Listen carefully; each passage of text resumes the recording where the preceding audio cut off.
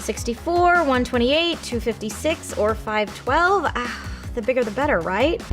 That's almost $1,500. I can't possibly need storage that bad. Or do I?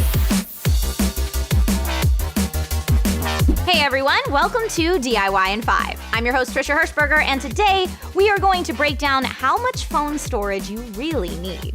Whether iOS or Android, there are many considerations you should take into account before you spend way too much money on your next phone, or spend too little and end up with a phone that can't match your needs.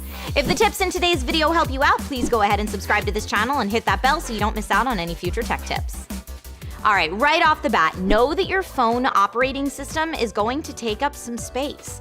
And while the actual operating system files might only run 2 to 5 gigabytes, the system functions, system apps, cache, temp files, and other things necessary for your OS to function can run you between 10 to 20 gigabytes or more. Both iOS and Android have a way to find your system storage. And currently, my Pixel 4 uses 13 gigabytes, which is about the same as a new iPhone 11. Plus, operating system updates will require an extra 4 to 5 gigabytes of free memory to safely update, so I would recommend mentally setting aside at least 20 gigabytes of your storage for operating system purposes. Next, let's look at your apps, particularly games. Some of the latest games like Hearthstone, Wizards Unite, and Raid Shadow Legends, to name a few, each take over 1 gigabyte, and that can add up pretty quickly. Other apps like Audible and Instagram can quickly fall into this over a gig club when you add in user data and cache.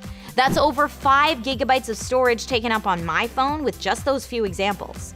Also, streaming apps like Netflix, Spotify, your favorite podcast app, etc. all allow you to download content for offline consumption. If you download a few movies, some podcasts, and your favorite playlist before going on a trip, that's another few gigs right there. Long story short, if you're a gamer, major offline content consumer, or someone who uses photo or video editing and sharing apps regularly, extra storage will be key. Speaking of photos and videos, this is usually the biggest space eater on any phone.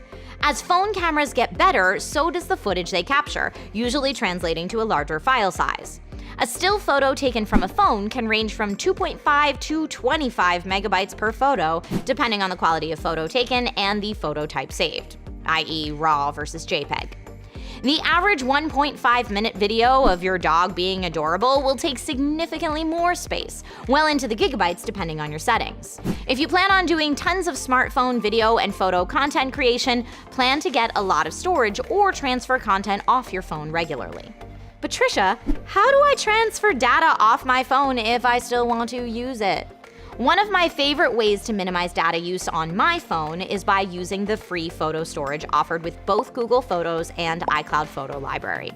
iCloud offers 5 gigabytes of free storage to all users with pricing plans after that, and Google Photos allows unlimited photo and video storage with a small amount of compression and has pricing plans if you are a always save the original person.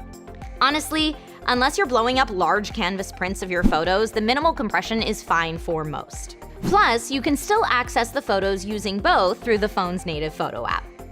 If cloud storage isn't for you, you can offload your storage using physical storage options. Some Android phones still offer expandable storage by way of a microSD. We've covered how to choose the best microSD for you in a previous DIY in 5 video, link in the description.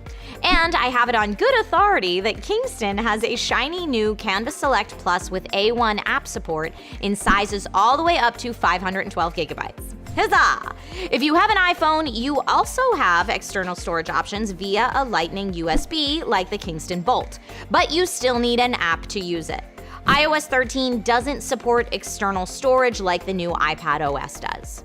TLDR, most users really don't need 256 gigabytes, 512 gigabytes, or even 1 terabyte of phone storage. Most of us sit right in the 64 gigabyte or 128 gigabyte space. Weigh your needs thinking about the things that we've discussed in this video and shop accordingly. What's the one thing taking up the most space on your phone right now? Let us know in the comments. All right, thank you for watching everyone, and I will see you next time with more DIY in 5. Isn't everyone just gonna say porn? What?